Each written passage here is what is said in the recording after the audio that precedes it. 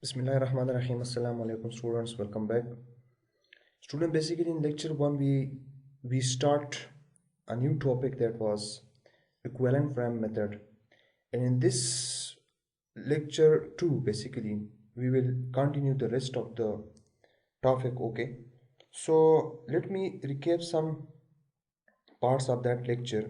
Okay, we start basically these methods, how the different methods are classified. Okay, and then we start basically equivalent frame method. Clear? We just start the introduction. Clear? What is equivalent frame method? We learn basically an equivalent frame method is a procedure which basically transfer a 3D frame system to a 2D frame system. Okay, then we also learn the some basics of equivalent frame method, that what is slab beam. Okay, and slab beam system. Clear? And we just learn about some theoretical basic concepts. So what are the properties of those slab beams? Clear? And why we are using equivalent frame method, what are the advantages of equivalent frame method, when to use this method.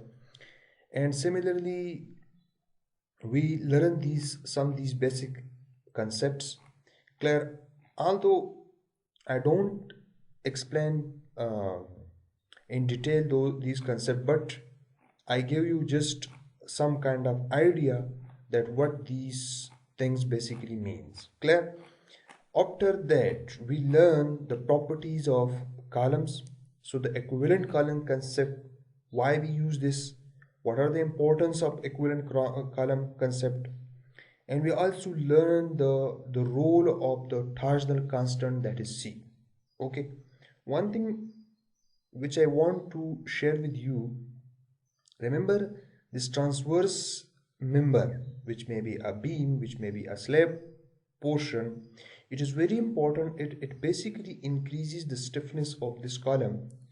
And because the slab movement or the slab rotation basically it decreases the stiffness of that column.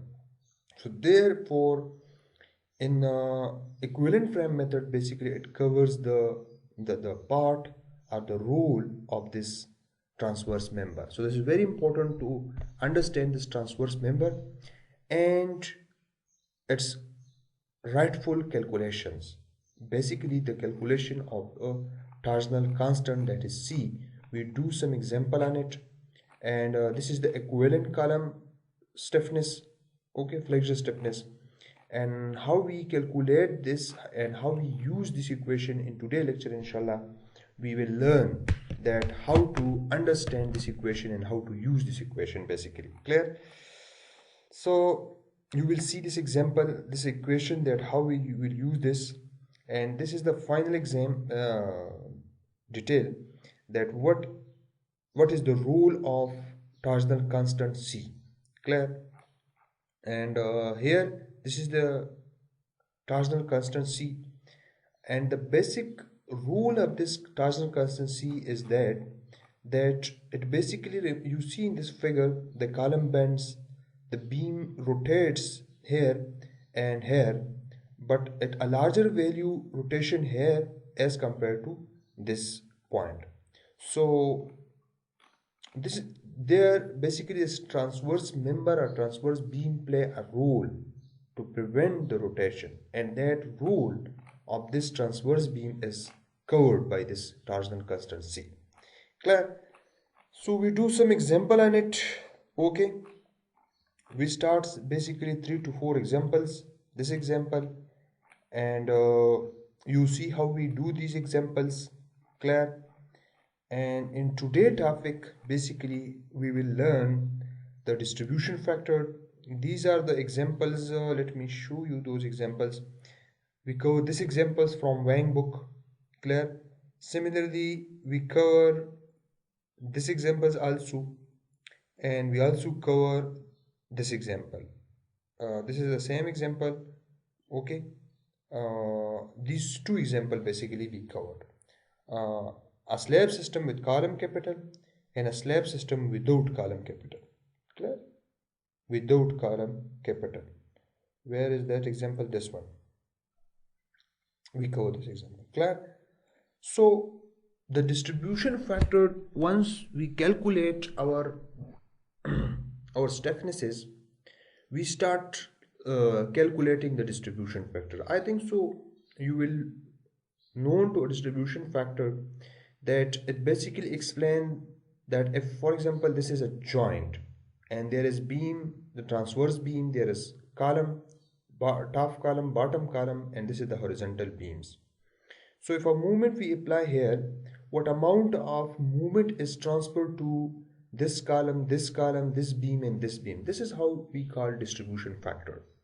So how we calculate it in moment distribution method, you already know this. Okay, let's say we calculating distribution factor for this span A1, 2. So how we calculate the distribution factor, the stiffness factor or stiffness of this horizontal beam 1, 2, span 1, 2, divided by the stiffness of this beam, the stiffness of this beam, the stiffness of this beam, and the stiffness of that column and that column. This is simple. Clear? So you see K is B1 divided by K is B1 plus K is B2 and plus KEC. KEC is the stiffness, which basically the equivalent stiffness of this column and this column. Clear? Similarly for span 2, 3, this one, so the same equation, but K is B2 will be on the top. Clear? So this is the way basically. Similarly, if you want to calculate the stiffnesses of a column, the equivalent column, so stiffness of the equivalent column divided by K is B1, K is B2, and K is KEC. Clear? And this is very important that, for example, you already know that there is a movement at this joint. Movement for this span 1, 2, 1, span 2, 3, and for this span and this span. There is a little bit undisturbed movement basically creates. For example, if there is a movement in this direction and there is movement in this direction, let us forget about this member, this transverse member. So you see, the summation, the algebraic sum of these two movements is not always zero. Okay, it's not always zero. There is some kind of movement, and you can say in fractions on the H beam or on the H column. This net force is large. Okay, but in the interior portion there is a little amount. Okay, for example, let's say this is -8 and this is 6. So the net undisturbed movement will be 2 minus 2. So how this undisturbed movement is distributed to the top column and bottom column, what amount of this movement will go to that column and that column, it will covered by this coefficient or this factor. KCT, the stiffness of the top column divided by the stiffness of the top and bottom.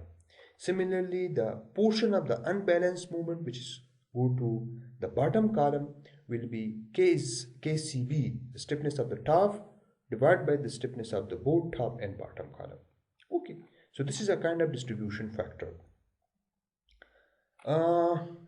Let me start an example. Okay, then we come back to this topics. Okay, where is the example? This one. Clear? So you see, this example is basically from McGregor book, and in this example, inshallah, we will cover the calculation method of KC, KT, and KEC. Very, very important. Okay, if you understand this, so I think so 50% of the equivalent frame method procedure you will understand. Okay, part of the equivalent frame method you will understand, because this is very tough to calculate these three values. Clear? So let us start calculation for interior column. HF is 7 inch and column interior is 20 inches and 8 feet 10 inch. Okay, is the height, story height, and this is our FC frame values. Clear?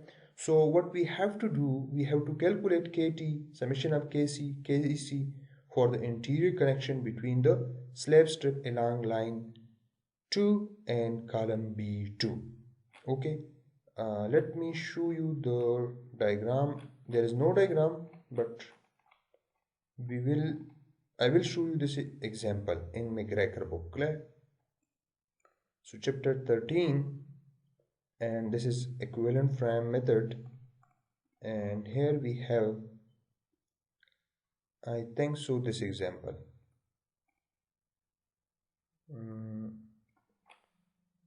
Example 13.7. So this is the example. Okay, this is figure 1334. So let me show you the figure. This is the figure. Okay, and you see this is 17 feet 9 inch in this direction and 15 feet 9 inch in this direction. What we have to determine, we have to determine the KT, KC, KEC for the interior connection between the slab strip along line 2 and column B2. Okay, column B2, this is important. We have to determine for this interior connection.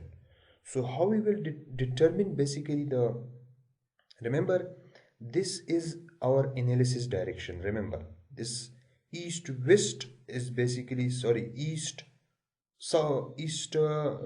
west, sorry, yes, southwest is our east west is our direction, analysis direction, and this north south is our transverse direction.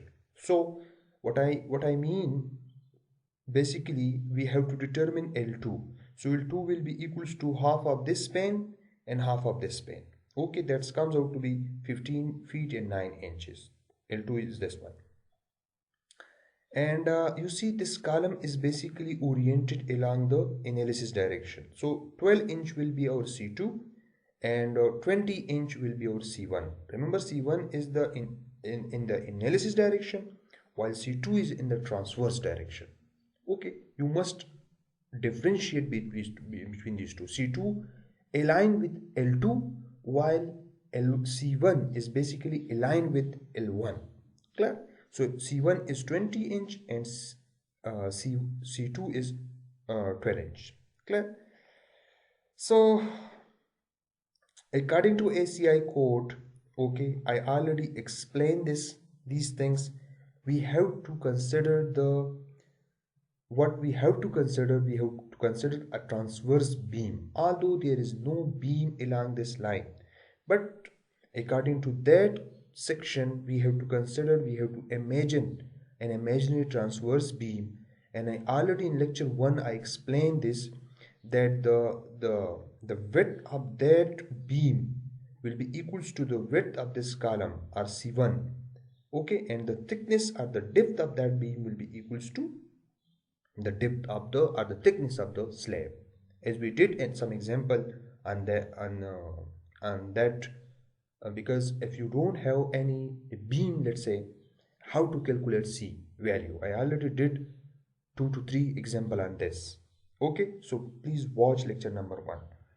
Now a portion of the slab, you see, for the exterior column, you see, remember, this is very important here. If you are calculating the torsional factor, let's say KT or KC, so you will use for C calculation this dimension, that is C1 will be 12 inch in this case and C2 will be 20 inch, but here C1 is 20 and C2 is 12 inch. So you must know this difference, how to use, and inshallah I will do an example on this example as well. Okay, so here the calculation in beamless slab system, the calculation of the C is very simple, but when we have beams, when you have column capital or drop panels, the calculation become a little bit tricky.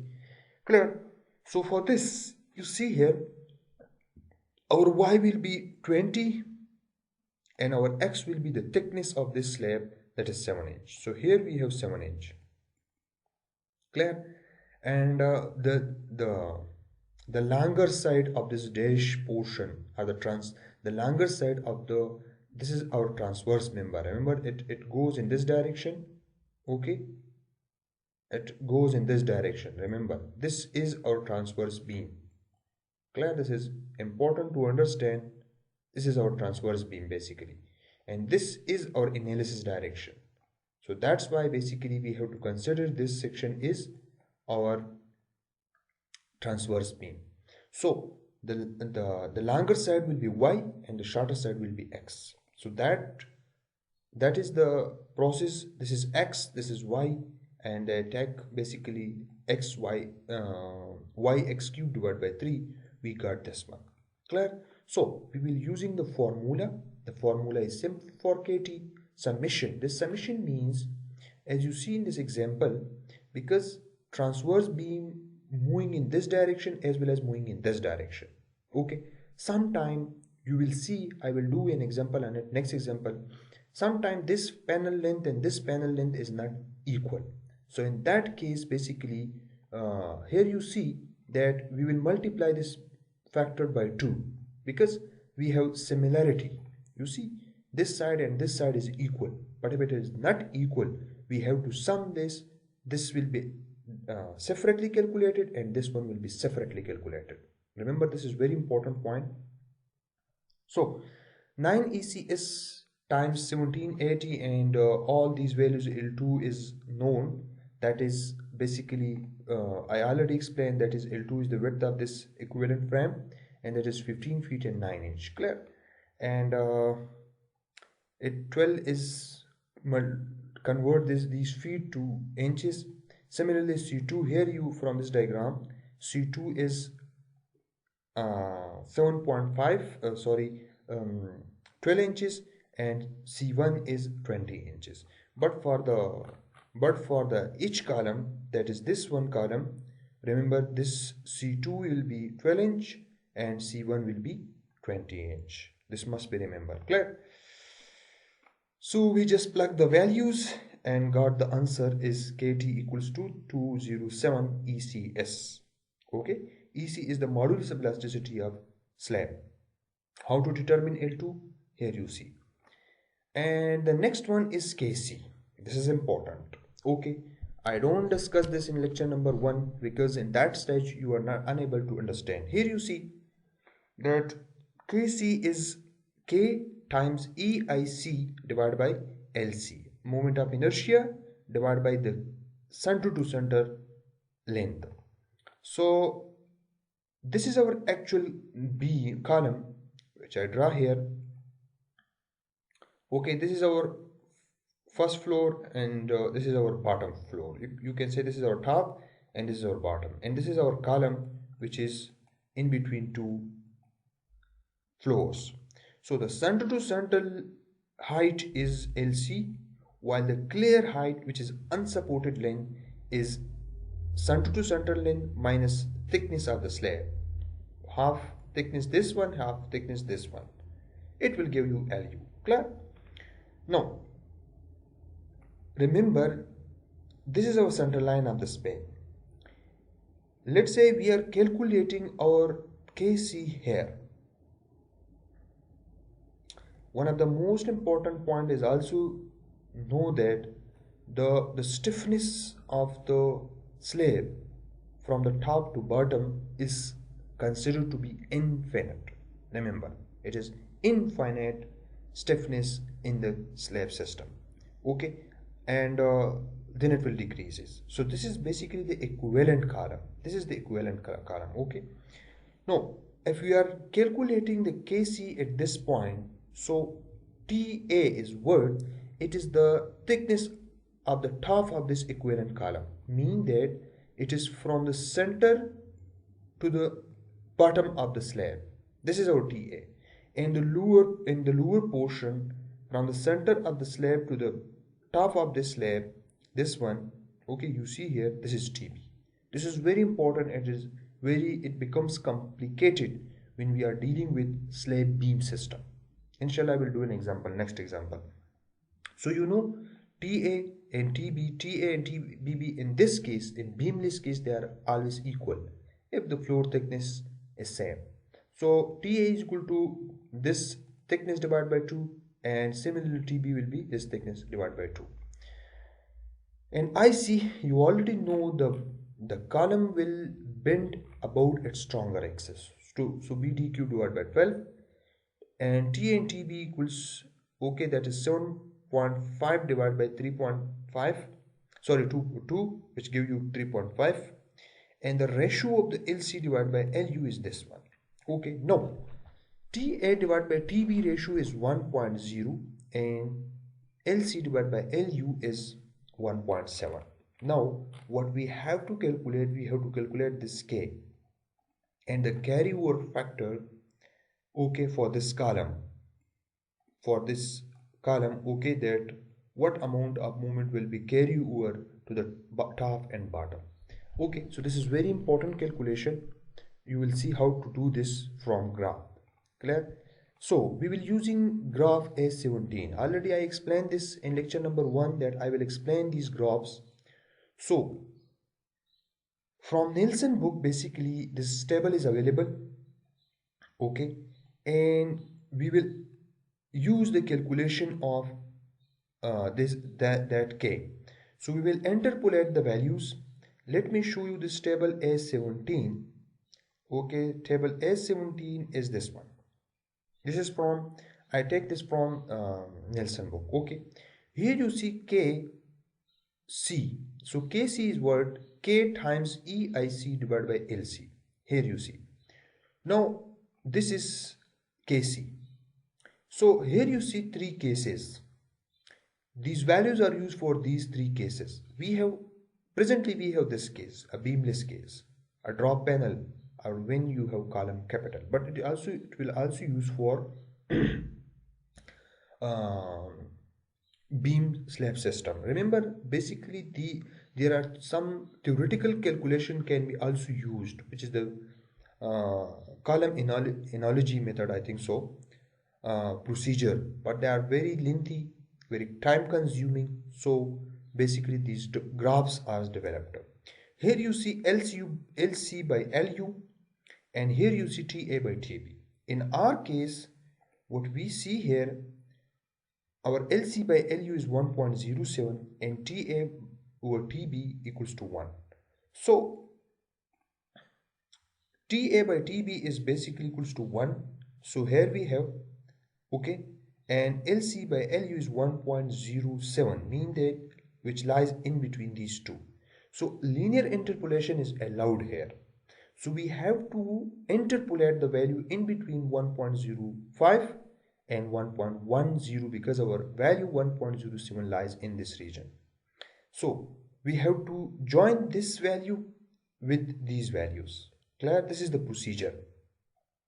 Now the value of LC by LU for 1.0 for 1.05 is 4.52, okay, and carryover factor 0.54.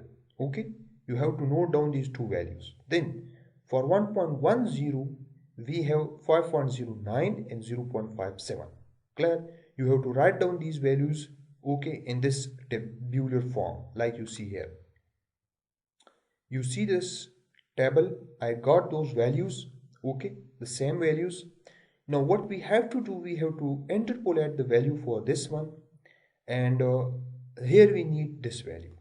Okay, so here we basically because as our TA by TB value is directly equals to this one, so we have only need one interpolation, one-way interpolation. Sometimes this value doesn't lie for example, which do not coincide with these values, they also lie somewhere here.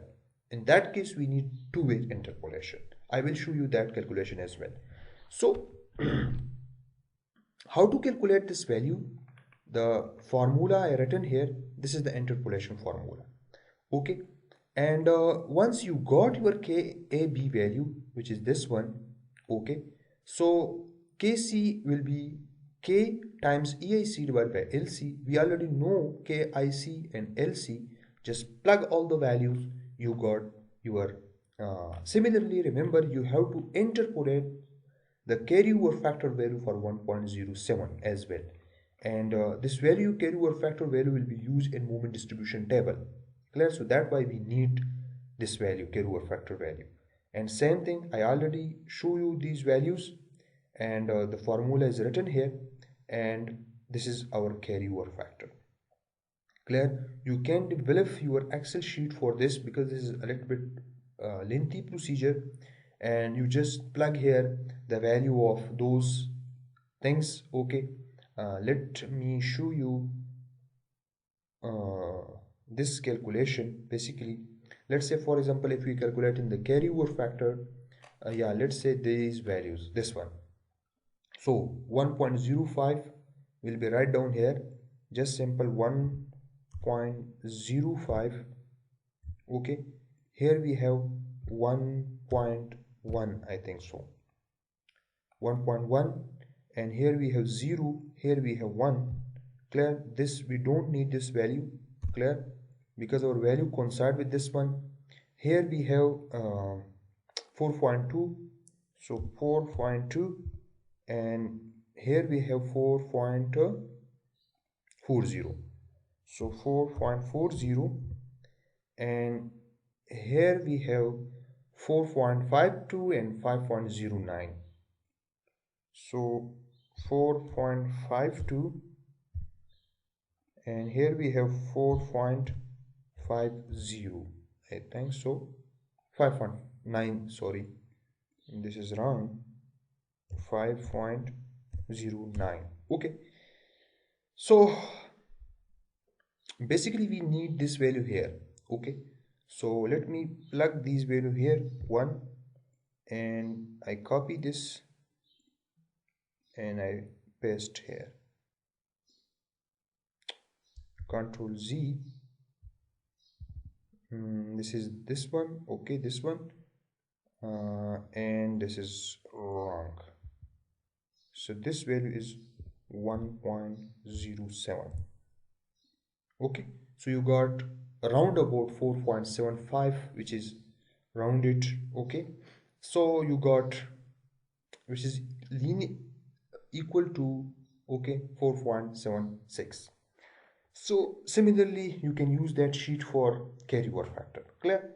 Then you just need to plug the value. Remember, here is also we have this thing, remember, summation, so you have to multiply this for 2 because we have beams in this direction as well as for this direction. This direction means our transverse beam in also lies in this direction also, so that's why we are 2, okay, transverse beam basically, and the lengths are same, so this is a symmetric case, that's why we multiplied by 2.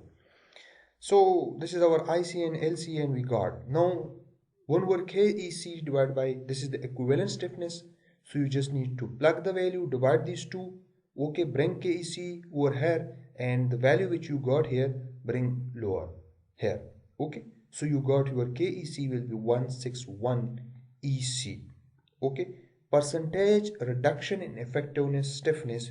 You see here the actual stiffness of the column is 718. This is the stiffness of the actual column, and the equivalent stiffness is 161, so 22% reduction. What does it mean? This means that the equivalent column, this is the concept of equivalent column, because due to this, the transverse, the torsional effect of the slab, the effective or the actual stiffness of the actual column reduced up to what amount? 22%. So this how the equivalent column considers that effect. Then another example is 1308. Here we have H beams, H columns. Calculation of KC for an H column. So let me show you that example. Clear? This is example 13, this one. And here we have figure 1335. Let me show you that figure. If I have this figure 1335, this one. Now, this example is very important. Clear? Here you will see the calculation process for a beam system. Now, in this example, the same region, this is the equivalent frame, but the most interesting thing which you will learn is, you see, the transverse length of this section is 19 feet 8 inches, and here we have 24 feet. So you will see the summation thing will be different here. We have to calculate the KEC for this column, for this each column. Now this is very interesting. The column size here is, the column is a square column, so C1 C2 will be equal, and you see here the sections. You see here the sections that in this direction the span length is 17 feet and 3 inches. Okay, and this will be the cross section. So here the calculation of C you will see, and because this is a T section, and I already explained this in basically in lecture number 1, that when you have a transverse section you have to consider the T section. When you have beam slab system, so for C calculation and for moment of inertia calculation we will use the T section. Okay, because we have different sections. So now in this example you will see how to use how to calculate the C value for a T section. Now this thing is very important, that a T is not a symmetrical tree. Okay, this side is 113.5 inch and this side is 144 inch. From where we got these values? 144 from this side, 24 divided by 2 times 12, and this 113 is from 19 feet 8 inch divided by 2 times 12. You got these two values. 18 inch is the width of the beam basically, which is, you see this beam is 18 inch. Okay, here you will see, and the thickness is 7 inch of the slab. Okay, and the total depth of this beam is 18 inch. Clear? So these details are important to share with you, because here I am not explaining those things. Okay, here you see two-way slab system with beams, and here you see 18 inch square column. Okay, floor to floor height is 12 feet, floor to floor height, and 14 feet below the floor in question. Okay, what does it mean? Above the floor and 14 feet below the floor in question, as shown below in elevation. Okay, elevation will be shown here. Where is the elevation? Let me show you the elevation here. This one is the elevation. So the height here is also different. Okay, you see the heights, the heights are also different, because LC here is 168 inch and LC here for this top story is 144 inch. The beam thickness from the center to the edge of the beam to the bottom of the beam is 14.5 inch. Clear? From where we got this? Because 18 is the total, so 18 minus half of that slab, that is 7 divided by, so 18 minus 3.5, yes, you got this 14.5. Similarly here you will understand, remember this, here we have to calculate the value of our KC and KT. So this is our point of interest. This is very important. Remember, here we have our TA value. Okay, this is very important point. Okay, here is our TB value.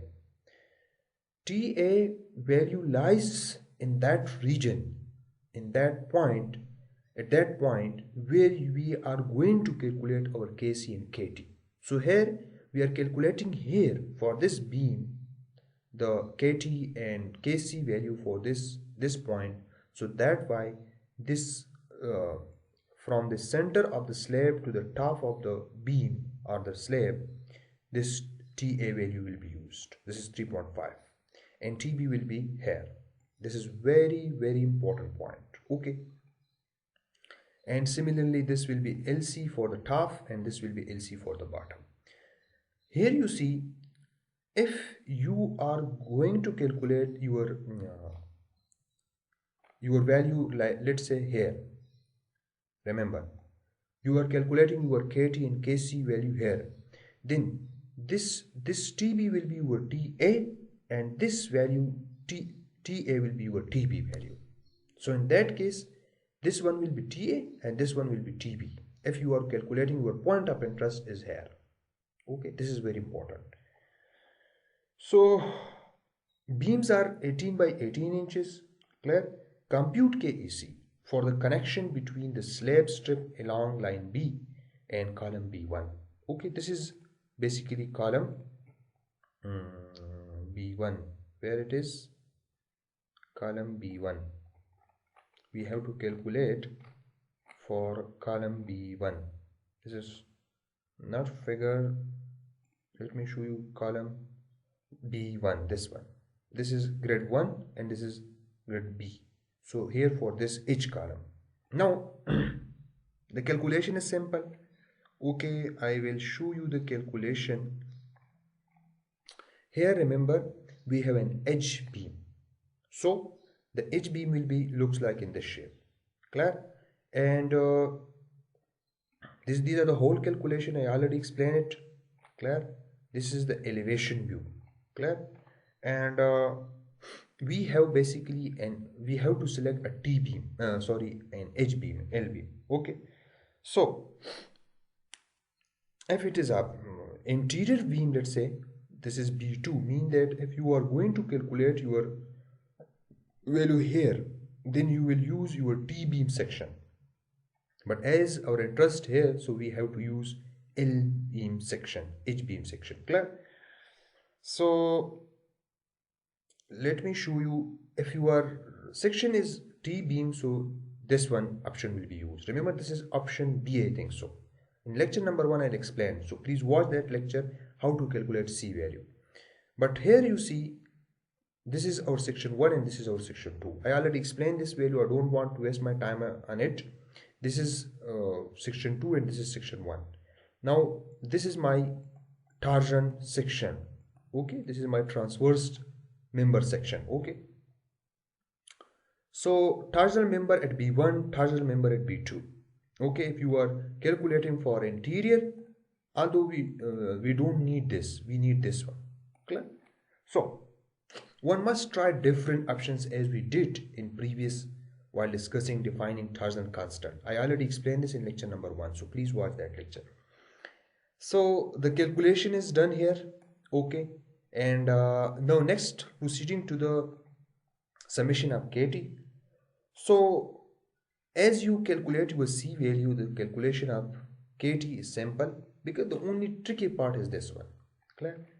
And L2 you already know. Remember, L2 is what? Okay, L2 will be the half of this panel plus the half of this panel. Clear? So here I did the calculation for span A1 B1 and for span B1 C1. Okay, half of this and half of this. 2 to 7 and 2 8 8, but you have to half this. Clear? You have to half this and add them. So you got your L2 and okay, these must be plugged in inches.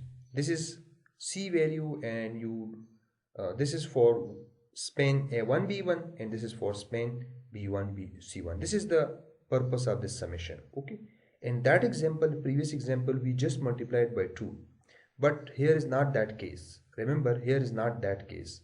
Why? Because the things are different here. Okay, the things are different here because you see here panels lengths are different. Clear? So that's why you don't need to multiply it by 2. You have to separately add these two values. You got your this value. Now next, here we will find KTA. This is very important. In lecture number 1, I already explained that if you face such a problem that if there is any beam which lies, which exists in your span direction or in your analysis direction, like you see the beam running, there is a beam which is running in the analysis direction, then you have to convert your K value to KTA. So how to convert this KT to KTA? This is simple. You have to just multiply a factor. Okay, and what will be that factor? That is ISP divided by IS. Moment of inertia of the slab beam in the horizontal direction, in the analysis direction. Okay, and the moment of inertia of the slab. So how to calculate ISB? I already show the section. This is now our section.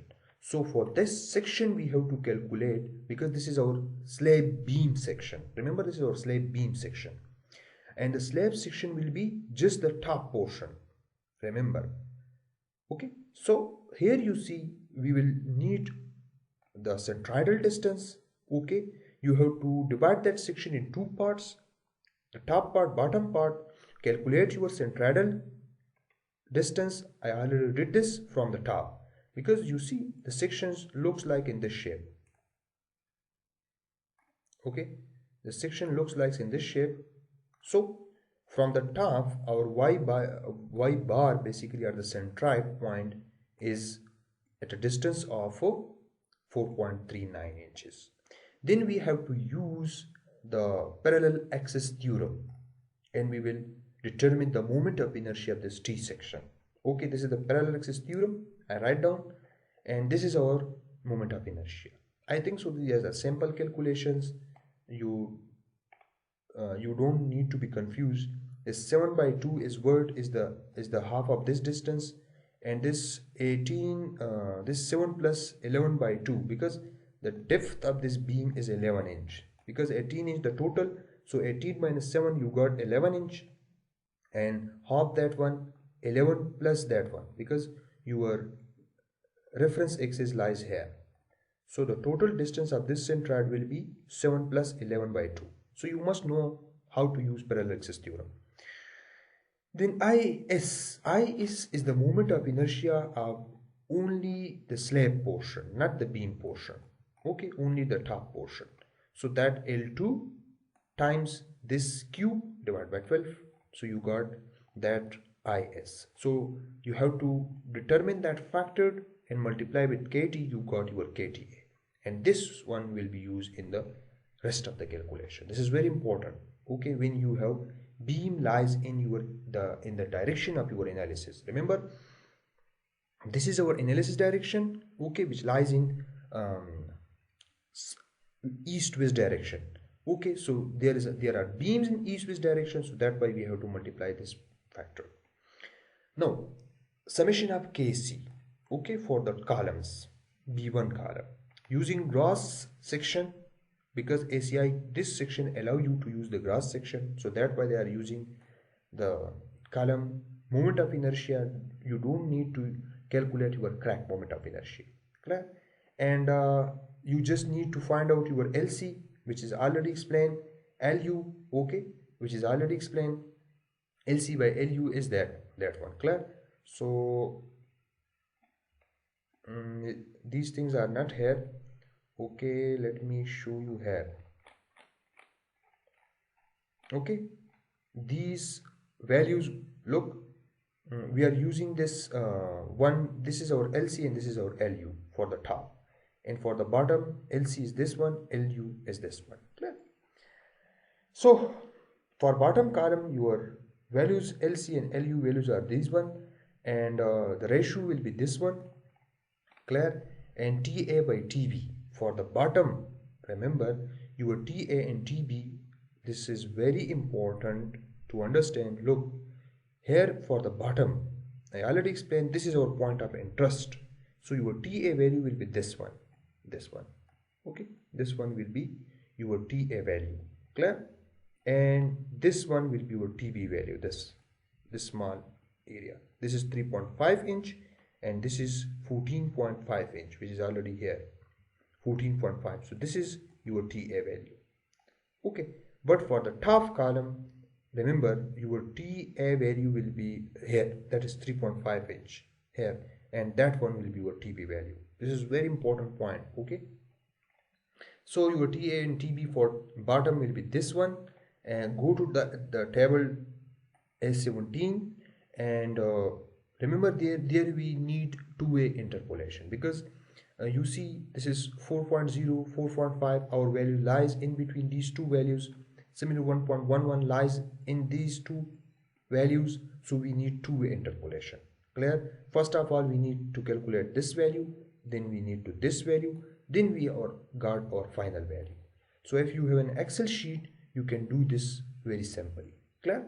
So I already write down the formulas how to do your interpolation, a two-way interpolation. Remember, first of all you have to calculate this one, then by the help of this value and this value, okay, this value and this value, you will got your required value.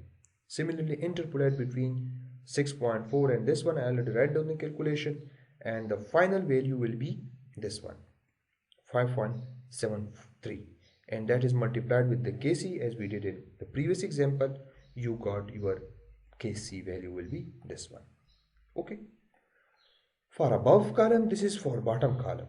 Now for above column, we have to follow the same procedure. LC will be changed, LU will be changed.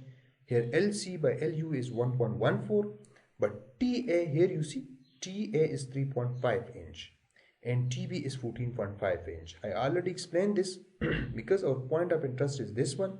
So here is TA, that is 3.5 inch, and here is our TB value. As for bottom column, our TA is 14.5 and TB is 3.5. So this is the only tricky part of these calculations. Okay, be careful difference between two equivalent columns shown in figure 1A and B. And for upper column, the point of interest is the bottom of the column. That's why T and TB is this one. Okay, but for the lower column, the point of interest is the top. Okay, I already explained this. For lower column, the point of interest is this point, while for the top column, the point of interest is this one. So thereby T and TB values changes. Clear? And then for the bottom column, the KBA value will be calculated, okay, interpolated from the same table. So you have to just go there and find out your value against TA by TB and LC by LU. Clear? So I didn't share those calculations here. Next, KC is for upper will be 300 into ECC. Okay, this value is basically calculated for the top column. Okay, you have to interpolate that value from that table A17, and will be plug here. IC for top. Okay, this is same, and this is your LC. Okay, so you just plug the value, you got your. Now summation of KC, you have to sum these two values. Okay, for top and bottom column, stiffnesses will be summed, and you got 598. Then in the last step, you will calculate your KEC. The calculation is simple. Remember, we calculate ECC and ECS because the concrete strength of the slab is different, while the column is different as from slab. So if the strengths FC prime of the column and slab and beam are different, you have to differently calculate ECC for slab, ECC for beam, and EC for column. Okay, so this is the way of calculation. And the ECC divided by ECS ratio is 1 point. Just divide those two values on each other, you got this one. ECC in terms of ECS will be equals to this one. Okay, so that why basically they plug the value. Remember, here ECC value is plugged in terms of ECC, that is 1.15. Clear? To make the calculation simple. Okay, so this is our final value. I think so. This calculation is simple, and this is our final value.